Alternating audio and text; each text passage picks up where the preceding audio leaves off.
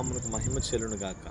మరొక వాగ్దానంతో మీ ముందుకు రావడానికి ప్రభు చూపిన కృపను బట్టి ప్రభుని ఘనపరుస్తున్నాను.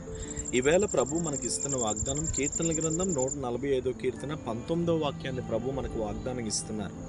తన యందు భయభక్తులు గల వారి కోరిక ఆయన నెరవేర్చును, వారి మొర్ర ఆలకించి వారిని రక్షించును. దేవునికి స్తోత్రం.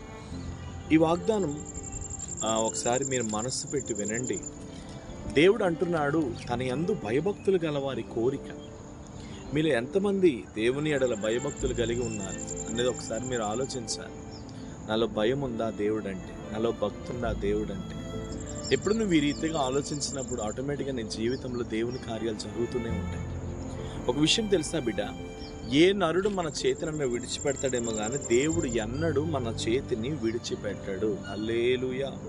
తన యందు భయభక్తులు గలవారి కోరిక, నిజమే, దేవుని యందు భయభక్తులు గలవారి కోరిక తప్పనిసరిగా ఆయన నెరవేరుస్తాడు.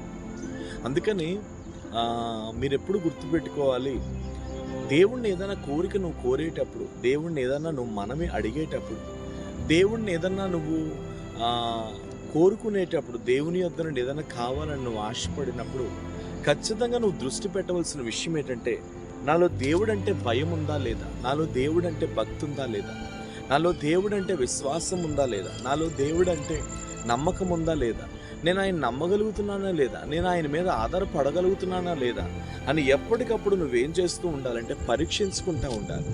ఒక విషయం నువ్వు గుర్తుపెట్టుకున్నానా, ఏ నరుడు చెయ్యి విడిచిపెట్టినా సరే దేవుడు మాత్రం ఎన్నడూ మన చేతిని విడిచిపెట్టాడు. దేవునికి స్తోత్రం. చాలామంది భక్తుల జీవితాల్లో, నా జీవితంలోనే కానీ లేదా ఇంకా చాలామంది భక్తుల జీవితాల్లో కానీ ఏదైనా కోరిక మేము కోరుకునేటప్పుడు, ఏదైనా కోరిక మేము ఆశపడేటప్పుడు, ఏదైనా కోరిక మేము అనుకునేటప్పుడు ఇమీడియట్గా దేవుని కార్యాలు జరిగిపోతూనే ఉంటాయి. దేవునికి స్తోత్రం. దేవుని కార్యాలు జరిగిపోతూనే ఉంటాయి, దేవుని అద్భుతాలు జరిగిపోతూనే ఉంటాయి.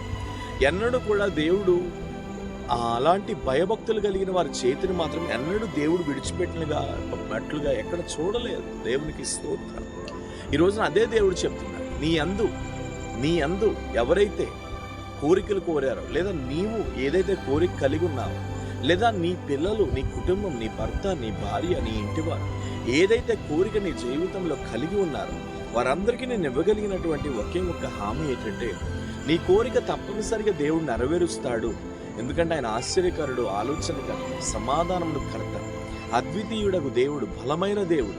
ఏ కోరికనైనా ఆయన నెరవేరుస్తాడు. కానీ ఆ దేవునికి మాత్రం నువ్వు ఎప్పటికప్పుడు భయభక్తులు కలిగి ఆయన యందు వినయ విధేయతతో కొనసాగి, అలా నువ్వు కొనసాగినాడు ఖచ్చితంగా నూతనమైన అద్భుతాలు జరుగుతాయి, చూస్తావు కూడా.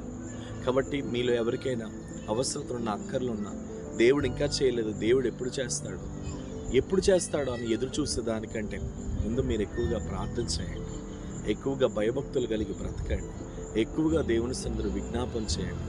అలా విజ్ఞాపన చేస్తున్నాడు ఒక నూతనమైన ద్వారం నీ కొరకు తెరవబడబోతుంది. ప్రేమ నమ్మకం కలిగిన తండ్రి, ఎంతమంది అయితే ప్రభు ఈ వాగ్దానం చూస్తున్నారు, మరి ఎంతమంది అయితే భయభక్తులు కలిగి నీ వైపు తేరి చూస్తున్నారు, భయభక్తులు కలిగిన వారి చుట్టూ, భయభక్తులు కలిగిన వారి కుటుంబాల చుట్టూ, భయభక్తులు కలిగిన పిల్లల చుట్టూ, భయభక్తులు కలిగిన భార్యాభర్తల చుట్టూ, భయభక్తులు కలిగిన కుటుంబాల చుట్టూ యేసు నామములో వారి కోరికలన్నీ నెరవేర్పులోనికి వచ్చునుగాక. ఇది మొదలుకొని ప్రభువా నీ మహిమ వారి జీవితాలలో జరుగునుగాక అని ప్రార్థిస్తున్నారు. మీరు ఇప్పుడే తాకండి, తగిన మహిమనుంచండి. ఏ విధము చేతనైనను మీరు అభిషేకించండి, ఏ విధము చేతనైనను మీరు నూతనమైన కార్యమును జరిగించండి. తగిన శక్తి చేత మీరు నింపి అనేకులకు దీవెనకరంగా మార్చండి. మీ చేతులకు అప్పగిస్తాం.